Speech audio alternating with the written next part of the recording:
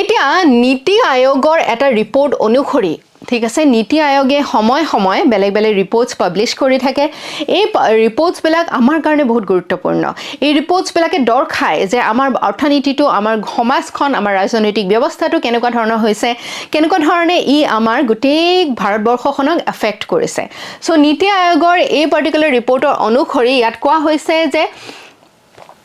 এই যেটো gig economy আছে এই গিগ ইকনমিটো আৰু দ্ৰুতগতিত ই বৃদ্ধি পাব আৰু আমাৰ দেশৰ এমপ্লয়মেন্ট স্ট্ৰাকচাৰটোত ই যথেষ্ট গুৰুত্বপূৰ্ণ ভূমিকা গ্ৰহণ কৰিব ঠিক আছে সো ৰিটেইল ট্ৰেড সৰুসৰা বেপাৰ আৰু সেলছত আমি 26 লাখ আমি এমপ্লয়মেন্ট আমি দেখিবলৈ পাওঁ 2019-20ত ঠিক আছে ট্ৰান্সপোৰ্টেশনত 13 লাখ মানুহ আছে ফাইনেন্স ইনস্যুৰেন্স 6.3 ফৰ এক্সাম্পল আপোনালোকে নিশ্চয় LIC এজেন্ট বিলাক আপোনালোকে নিশ্চয় কেতিয়াবা নহয় কেতিয়াবা সন্মুখীন হৈছে তেওঁলোকে আপোনালোকৰ ইনস্যুৰেন্স বিক্ৰী কৰিবলৈ বা ইনস্যুৰেন্স প্ৰডাক্টছ বিলাক আপোনালোকৰ সন্মুখত ৰাখে কি প্ৰডাক্টছ এভেইলেবল আছে